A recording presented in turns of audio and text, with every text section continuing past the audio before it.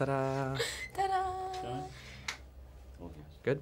Well, thank you so much for being with us today. Again, there's several journalists that are participating back home that couldn't be with us today, but have submitted questions in advance, so we can just dive right in.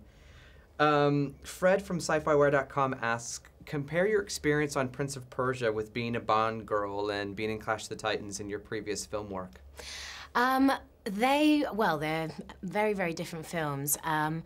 I'd done the Bond film before I started Prince of Persia, and I was only in it for a small amount of time, so I didn't actually see how huge it can be to be in a movie like that. But this was even bigger, I think. And you know, with a fantasy movie, you have all these huge sets, and you know, the landscapes were much more epic. And I don't know, it was the first time I really felt like I was in a massive, massive movie.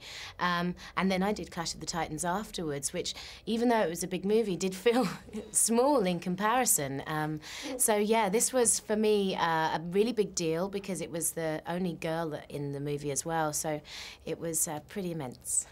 Well, as a follow-up to that, several have asked what it was like to be the only girl in the movie. Can you speak to that at all? Was it intimidating at all, or? Yeah, I mean, you kind of get used to being the only girl, one of two, and usually the girls don't work with each other in these sort of movies. So you just get used to it, and you kind of muck in. But yeah, I was intimidated, especially because the guys around me were such kind of, you know, legendary actors like Sir Ben Kingsley and, you know, Alfred Molina, and then of course Jake, and then of course you're surrounded by all the guys on set. So you can either be a sort of shrinking violet, or you can be like me and just charge your way through.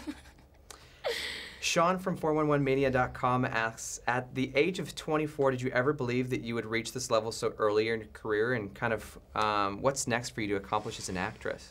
I never imagined myself even in a film, let alone in a movie like this. I always thought I'd do theatre. So yeah, it's taken me my career has taken me by surprise, completely taken me by surprise. So now I've been even though I've made some really, really big movies, I'm trying to make small movies as well, and theatre, and yeah, now I'm in a really lucky position where I'm getting sent really cool scripts, and I just want to be really selective and do something that you completely wouldn't expect, and yeah, so we'll see. Sheila from moviesonline.ca asks, what was it like working on such a physically demanding film shoot in Morocco with temperatures sometimes as high as 120 degrees? How did you deal with that? Yeah, it was pretty hot, but being from London, you don't really get that sort of weather ever, so we kind of loved it. I loved it. Any Brit probably just was basking in the sun. It was pretty full on. I mean, we were, you know, as an actor, you really have to sit out in the sun for very long. There's always someone there with an umbrella. I call them brolly bitches. And you get fed and watered, but it was pretty full on, and the rest of the crew were out there all day long. So, but you know, I got a nice tan, so. Excellent. Michael from RadioFree.com asks, how intense was your physical training for your fight choreography and stunts that you have to do in the film? Yeah, I didn't have to go through as much as Jake and some of the other guys, but I still had quite a lot to do, and more than anything I had to train in the gym just to get my stamina up, because it was pretty full on out there, and I needed to be able to get through the day without collapsing.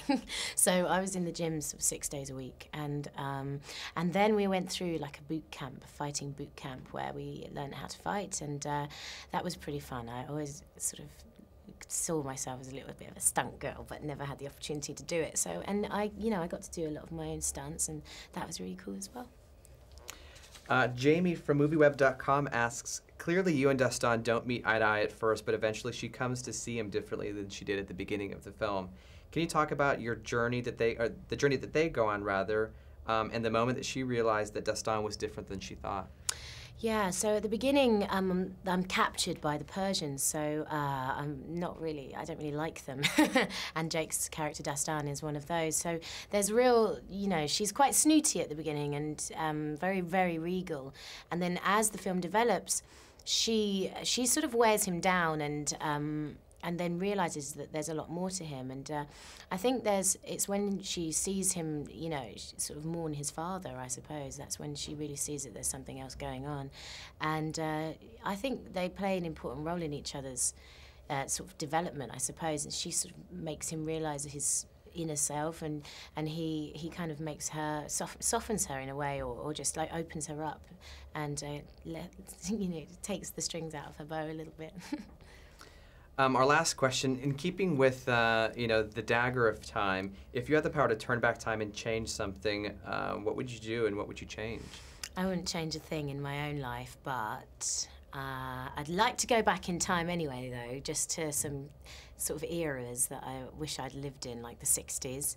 I'd love to have been in London in the 60s, partying away.